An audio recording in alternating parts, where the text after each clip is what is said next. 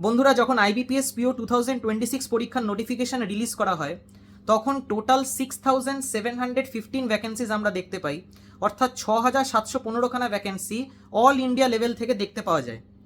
যার মধ্যে তিনখানা ব্যাংক তখন অবধি রিপোর্ট করেনি তাদের ভ্যাকেন্সি, সেটা হলো ইন্ডিয়ান ব্যাংক, ইউকো ব্যাংক এবং ইউনিয়ন ব্যাংক অফ ইন্ডিয়া। কিন্তু বন্ধুরা, রিসেন্টলি তোমাদের জন্য একটা বিশাল বড় গুড নিউজ আছে, খুব ভালো একটা খবর আছে যে ইন্ডিয়ান ব্যাংক আইবিপিএস পিও পরীক্ষায় 650খানা ভ্যাকেন্সি অ্যাড করেছে, যার জন্য এখন ওভারঅল আইবিপিএস পিও পরীক্ষার যে ভ্যাকেন্সি চলে এলো সেটা হয়ে গেল 7365খানা ভ্যাকেন্সি, অর্থাৎ 7365 ভ্যাকেন্সিস আইবিপিএস পিও পরীক্ষার নোটিফিকেশনে রিলিজ করা হয়েছে। এবং তার মধ্যেও আমি তোমাদের জানিয়ে দিই যে দুখানা ব্যাংক অর্থাৎ ইউকো ব্যাংক এবং ইউনিয়ন ব্যাংক অফ ইন্ডিয়া এখনও অবধি তাদের ভ্যাকেন্সি রিলিজ করেনি। এইটা নিয়েই প্রচুর স্টুডেন্টস এবং অ্যাসপিরেন্টসদের মনের মধ্যে একটা কনফিউশন আসছে, একটা ডাউট আসছে যে sir final vacancy IBPS PO পরীক্ষায় কত আসতে পারে অথবা কত যেতে পারে। তো বন্ধুরা, আমি তোমাদের জানিয়ে দিই যে ইউকো ব্যাংক এবং ইউনিয়ন ব্যাংক অফ ইন্ডিয়া মিলিয়ে নেই করে হলেও টোটাল নাম্বার অফ ভ্যাকেন্সিজ যেটা আসতে চলেছে 7365খানা, যেটা এখন অবধি অফিসিয়াল ভ্যাকেন্সি তোমাদের আইবিপিএস পিও পরীক্ষায় আছে, তার রেসপেক্টে তোমরা এক্সপেক্ট করতে পারো 8400 থেকে 8450খানা ভ্যাকেন্সি ওভারঅল তোমরা দেখতে পারবে, টোটাল দেখতে পারবে ফাইনালি গিয়ে আইবিপিএস পিও পরীক্ষায়।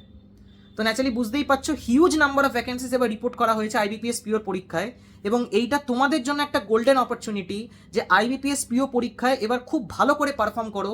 কারণ কাট অফ যদি প্রিলিমসের দিক দিয়ে বলি, অন্য দিক দিয়ে যদি মেন্সের তরফ থেকেও বলি, তো খুব কম যেতে চলেছে। কারণ আগের বার যা ভ্যাকেন্সি ছিল তার রেসপেক্টে এবার ভালো নাম্বার অফ ভ্যাকেন্সিজ আমরা আইবিপিএস পিও পরীক্ষায় দেখতে পাচ্ছি। তার জন্য প্রিলিমসের পরীক্ষার যে কাট অফ অথবা মেন্স পরীক্ষার যে কাট অফ যেতে চলেছে সেটা অনেকটাই কম যেতে চলেছে। তো একদম ফুল কনফিডেন্সের সাথে এবং ফুল মোটিভেশনের সাথে আইবিপিএস পিও পরীক্ষার জন্য প্রিপারেশন করো, কারণ এইবারকার আইবিপিএস পিও পরীক্ষার যে ভ্যাকেন্সি আসছে সেইটা তোমাদের জন্য একটা গোল্ডেন অপরচুনিটি।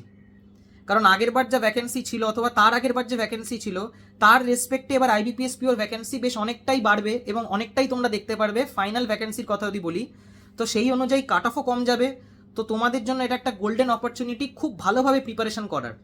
এবং এর আগের ভিডিওতেও আমি তোমাদের সাথে শেয়ার করেছিলাম যে এখন আমাদের ব্যাংকিংয়ের গোল্ডেন পিরিয়ড চলছে, তো naturally huge number of vacancies তোমরা প্রত্যেকটা পরীক্ষায় দেখতে পারবে। সে শুধুমাত্র আইবিপিএস পিও পরীক্ষা বলেই নয়, এসবিআই পিওতেও তোমরা ভালো নাম্বার অফ ভ্যাকেন্সিস দেখতে পেয়েছো, এবং এসবিআই ক্লার্কেও দেখতে পারবে, আইবিপিএস ক্লার্কেও দেখতে পারবে, আরআরবি পিওতেও দেখতে পারবে এবং আরআরবি ক্লার্কেও দেখতে পারবে। তো খুব ভালো করে নিজের প্রিপারেশন করো, এবং যদি তোমাদের কোথাও গাইডেন্সের প্রয়োজন হয় তো তোমরা গাইডেন্সও নিতে পারো। আমি নিজেও পার্সোনালি সমস্ত ব্যাংকিং এক্সামসের জন্য অনলাইনে ম্যাথস এবং রিজনিং পড়াই, তো তোমরা যদি চাও তো আমার সাথেও কন্ট্যাক্ট করতে পারো। আমার হোয়াটসঅ্যাপ নাম্বার 8617204564। তো যদি তোমরা গাইডেন্স চাও তাহলে কল করো না, হোয়াটসঅ্যাপ করো, কারণ কল অনেক সময় ধরতে পারি না। আমি নিজে আইবিপিএস পি এবং আইবিপিএস ক্লার্ক দুটো পরীক্ষাই ফার্স্ট অ্যাটেম্পটেই ক্লিয়ার করেছি। তো ন্যাচারালি তোমাদেরকে খুব ভালো করে গাইড করতে পারবো যে কী টেকনিক অফ সলভিং হওয়া উচিত, কীভাবে একটা কোশ্চেনকে অ্যাপ্রোচ করা উচিত, যাতে কোশ্চেন সলভিং টাইমটা আমরা কমাতে পারি এবং নিজেদের অ্যাটেন্ড বাড়াতে পারি। কারণ যে কোনো ব্যাংকিং এক্সামে টাইম একটা ভীষণ ভীষণ ভীষণ ইম্পর্টেন্ট রোল প্লে করবে। আজকে যে স্টুডেন্ট অথবা যে অ্যাসপিরেন্ট তার টাইম বাঁচাতে পারবে না, যে স্টুডেন্ট অথবা যে অ্যাসপিরেন্ট টেকনিক অফ সলভিংয়ের ওপর ফোকাস করবে না, বিশেষ করে ম্যাথস এবং রিজনিং সেকশনে, সে কিছুতেই কোনো ব্যাংকিং এক্সাম ক্লিয়ার করতে পারবে না। এবং সব থেকে বেশি টেকনিক অফ সলভিংয়ের দরকার পড়বে ম্যাথস এবং রিজনিং সেকশনে, এবং সেই জিনিসটা এবার আইবিপিএস পিও পরীক্ষাতেও দেখতে পারবে তোমরা। কারণ ম্যাথস এবং রিজনিং সেকশনের যে ওয়েটেজ সেটা মেন্স পরীক্ষায় অনেকটাই বাড়িয়ে দেওয়া হয়েছে, যেখানে রিজনিং সেকশনে তোমরা 60 মার্কস দেখতে পারবে, অন্যদিকে ম্যাথামেটিক্স সেকশনেও তোমরা 60 মার্কস দেখতে পারবে। তো ন্যাচারালি 60 + 60 120 মার্কস তোমরা শুধুমাত্র এবং শুধুমাত্র পাবে ম্যাথস এবং রিজনিং সেকশন থেকে আইবিপিএস পিও মেন্সের পরীক্ষায়। ন্যাচারালি নিজেদের প্রিপারেশনকে এই লেভেলেই সেট করো যাতে ম্যাথস এবং রিজনিং সেকশন থেকে প্রচুর নম্বর স্কোর করতে পারো, যাতে ইন্টারভিউর ওপর ডিপেন্ড না করতে হয়। কারণ আজকে তোমরা যদি ম্যাথস এবং রিজনিং সেকশনে একটা ভালো স্কোর আনতে পারো তাহলে জিকে সেকশনের ওপরও তোমাদের চাপ কম পড়বে।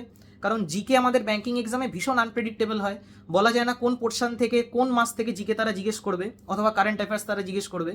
অন্যদিকে ইন্টারভিউর মার্কসও আমাদের হাতে থাকে না, সেটাও ইন্টারভিউয়ের প্যানেল মেম্বারদের হাতে থাকে। তো ন্যাচারালি তুমি যদি খুব ভালোভাবে ইন্টারভিউও দাও এবং প্যানেল মেম্বারদের হাত থেকে যদি খুব ভালো নম্বর না বেরোয় তাহলে ইন্টারভিউতে তোমার কম নম্বরই আসবে। এবার এটা প্যানেল মেম্বারদের ওপর বেসিক্যালি ডিপেন্ড করে যে ইন্টারভিউর মার্কস কে কীরকম দিচ্ছে না দিচ্ছে। আজকে কেউ ভালো মার্কসও দেয়, আবার কেউ ভালো মার্কস দেয়ও না, এরকমও আছে। তো যে জিনিসটা আমাদের হাতে নেই সেই জিনিসটা নিয়ে আমরা কিছু করতে পারি না, কিন্তু যে জিনিসটা আমাদের হাতে আছে সেটা হলো মেন্স পরীক্ষায় ম্যাথস এবং রিজনিং সেকশনে প্রচুর নম্বর তোলা অথবা প্রচুর নম্বর স্কোর করা।